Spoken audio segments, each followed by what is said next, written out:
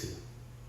I bet if I asked you to count all of your problems, the list will get pretty long. Sometimes we even start to feel like Job. He lost everything in a single day. His wealth, his possessions, his children, all in a single day.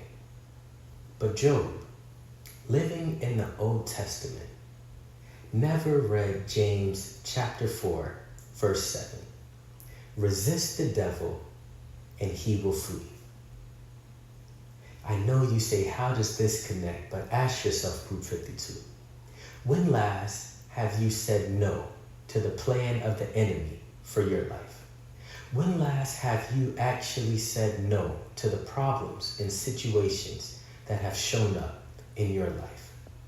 And if you don't understand what it looks like, you can join me July 12th, this Sunday, as I preach in a beautiful church in Dania Beach, Florida, and explain your authority as a believer in Jesus Christ to say no to some of these problems coming to your front door.